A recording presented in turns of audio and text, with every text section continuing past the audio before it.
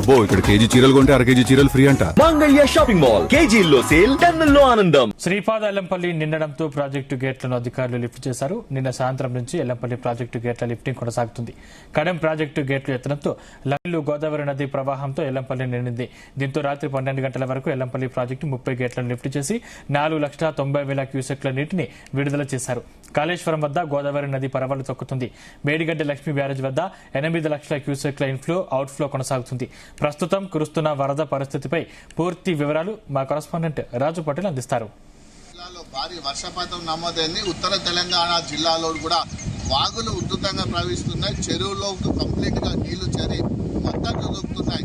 గోదావరి నది పరవళ్లు కూడా ప్రారంభమైపోయాయి. అటు నిజామాబాద్ జిల్లా, ఉమ్మడి ఆదిలాబాద్ జిల్లా, ఉమ్మడి కరీంనగర్, ఉమ్మడి వరంగల్ జిల్లాలో కురిసినటువంటి భారీ వర్షంతో కూడా వాగులు వంకలు ఉధృతంగా ప్రవహిస్తున్నాయి. చెరువులు కంప్లీట్ గా నిండిపోయి మత్తర్లు దొక్కుతున్నాయి. గత 4 రోజుల క్రితం వరకు కరువు పరిస్థితిని తలపించినటువంటి సిచ్యువేషన్ లో కురిసినటువంటి భారీ వర్షంతో కూడా కంప్లీట్ గా కూడా ఈ వానాకాలం ఈ సీజన్ సరిపడా వర్షం పడిందని కూడా వాతావరణ శాఖ అధికారులు అంటున్నారు. ఉధృతంగా ప్రవహిస్తున్నటువంటి వాగులతోటి చాలా గ్రామాలకు రాకపోకలు కూడా నిలిచిపోయాయి. ఇక్కడ ఉమ్మడి ఆదిలాబాద్ జిల్లాలో ఉన్నటువంటి ప్రాజెక్టులన్నీ కూడా నిండు కుండలా మారిపోయాయి. దీంతో గేట్లను లిఫ్ట్ చేసి లక్షలాది క్యూసెక్ల వాటర్ని కూడా దిగువకు రిలీజ్ చేస్తున్నారు.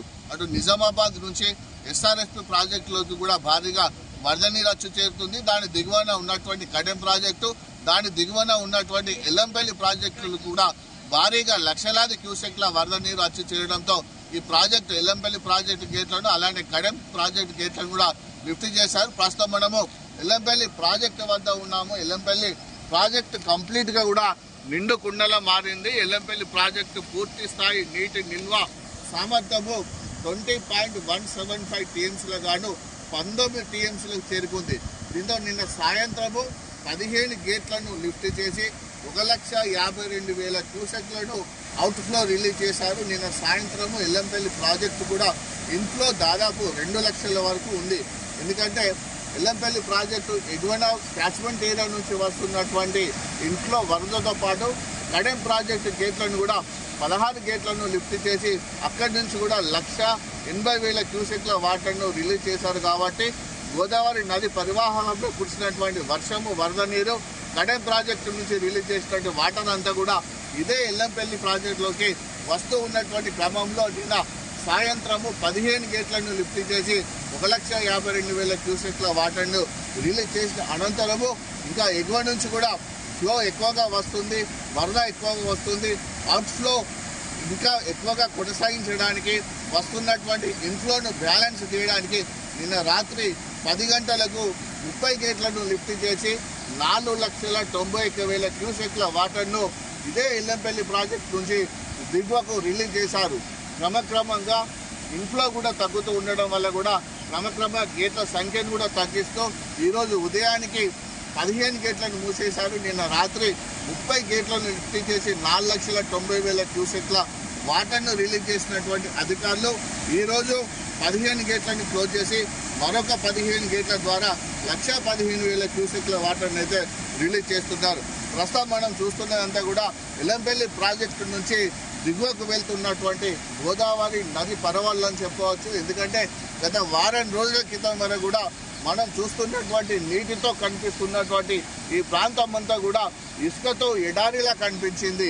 ఇక వర్షాలు పడవు కావచ్చు, గోదావరి పరవళ్ళు తొక్కదు, ఎల్లంపల్లి ప్రాజెక్టు నిండదు, గోదావరి నది పరివాహక ప్రాంతాల్లో ఉన్నటువంటి ఏ ప్రాజెక్టులకు కూడా భారీగా వరద నీరు వచ్చే అవకాశం లేదు కావచ్చు, కరువు కాటకాలే ఉంటాయి కావచ్చు అని భావించినటువంటి ప్రజలకు అకస్మాత్తుగా కురిసినటువంటి భారీ వర్షము, వాయువ్య బంగాళాఖాతంలో ఏర్పడినటువంటి వాయుగుండం ప్రభావంతో కూడా రికార్డు స్థాయిలో వర్షం కురిసింది.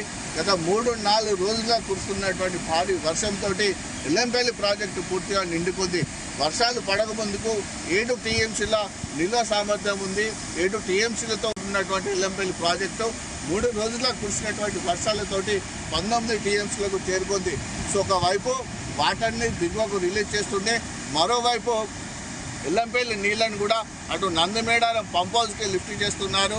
15,000 క్యూసెక్లు అటు నందిమేడారం పంప్ హౌస్కి వెళ్తుంది. అక్కడి చెల్లి గాయత్రి పంప్ హౌస్ కూడా 15,000 క్యూసెక్ల వాటర్ని పంపిస్తూ గాయత్రి పంప్ హౌస్ నుంచి మిడ్ మేనర్కు వాటర్ని అక్కడికి కూడా తరలిస్తున్నారు. గ్రావిటీ కెనాల్ ద్వారా గాయత్రి పంప్ హౌస్ నుంచి విడుదల చేసినటువంటి వాటర్ గ్రావిటీ కెనాల్ ద్వారా మిడ్ మేనర్కి వెళ్తుంది. మిడ్ మేనర్ కూడా 15,000 క్యూసెక్ల వాటర్ని గత 4 రోజులుగా కంటిన్యూగా పంపిస్తున్నారు.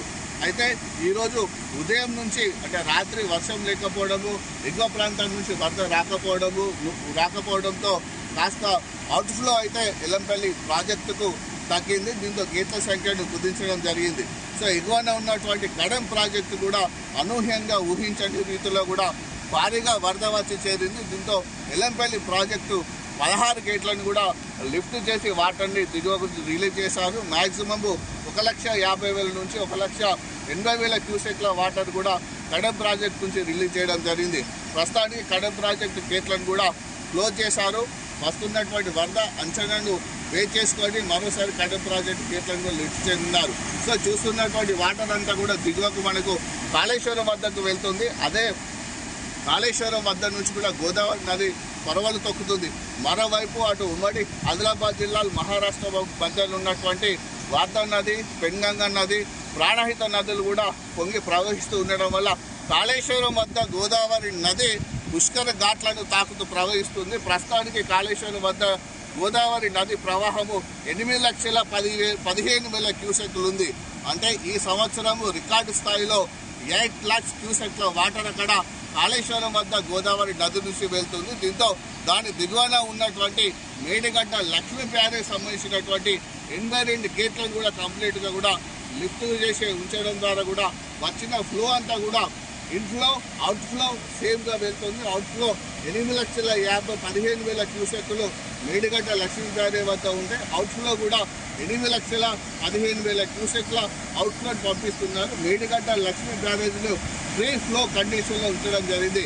ఇక్కడ ప్రధానంగా విషయం మనం గమనిస్తే కాళేశ్వరం ప్రాజెక్టులో భాగంగా నిర్మించినటువంటి 3 బ్యారేజ్లు Medigadda barrage, Annaram barrage, Sundilla barrage, ఈ 3 బ్యారేజ్లను కూడా ఫ్రీ ఫ్లో కండిషన్లో ఉంచారు. ఫ్రీ ఫ్లో కండిషన్ అంటే ఎంత వరద అయితే వస్తుందో, ఎంత ఇన్ఫ్లో అయితే వస్తుందో అంత ఇన్ఫ్లోని కూడా అవుట్ఫ్లోగా పంపిస్తారు. ఎట్టి పరిస్థితుల్లో కూడా స్టోర్ చేసుకునేటువంటి అవకాశం లేకుండా గేట్లన్నింటినీ కూడా లిఫ్ట్ చేయడం జరిగింది. మనం చూస్తున్నటువంటి ఈ వరద, ఈ వాటర్ అంతా కూడా దీని దిగువన ఉన్నటువంటి సుందిల బ్యారేజ్ వెళ్తుంది. సుందిల బ్యారేజ్ నుంచి దాని దిగువన అన్నారం బ్యారేజ్, దాని దిగువన మేడిగడ్డ లక్ష్మీ బ్యారేజ్ ఉంది. సో ఈ 3 బ్యారేజీలు కూడా అన్నారం, సుందిల, మేడిగడ్డ 3 బ్యారేజీలను కూడా ఫ్రీ ఫ్లో కండిషన్లో ఉంచడం వల్ల ఈ గోదావరి ఎక్కడ కూడా ఆగకుండా పరవళ్ళు తొక్కుతూ దిగువన భద్రాచలం నుంచి సముద్రంలో కలుస్తుంది.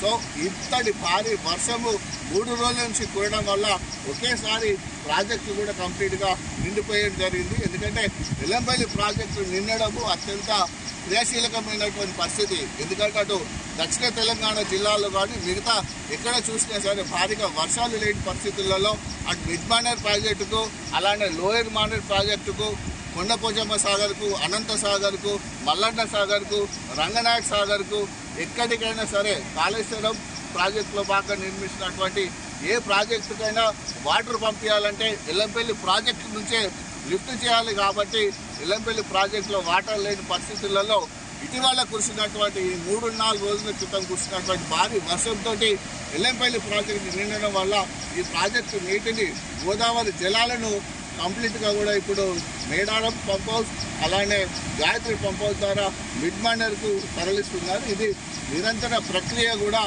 చేస్తామని, ప్రతిరోజు కూడా వాటర్ని తరలిస్తామని కూడా ఇరిగేషన్ శాఖ అధికారులు తెలపడం జరిగింది. సో ఇలాంటి పరిస్థితులలో ఉత్తర తెలంగాణ జిల్లాలో అయితే భారీగా వర్షం కురడంతో కరువు తీరినట్టుగా కూడా మనకి ఈసారి కనిపించింది. కానీ ఉత్తర తెలంగాణ జిల్లాలో ఇంతైతే భారీ వర్షం పడిందో అటు దక్షిణ తెలంగాణ జిల్లాలో కానీ మధ్య తెలంగాణ జిల్లాలో భారీ వర్షం అయితే నమోదు కాలేదు.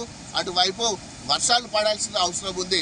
సో ఇప్పుడు ఇక్కడ కురుస్తున్నటువంటి వర్షాలతోటైతే ఉమ్మడి ఆదిలాబాద్ జిల్లా, ఉమ్మడి నిజామాబాద్, ఉమ్మడి కరీంనగర్, ఉమ్మడి వరంగల్ జిల్లాలో సాగు చేసుకున్నటువంటి వ్యవసాయ పంటలకైతే సాగునీరు అందించేటువంటి వాన పడిందని కూడా రైతాంగం సంతోషపడుతుంది. కెమెరామెన్ మనోజ్ తకాచి, రాజు పటేల్, జీ న్యూస్.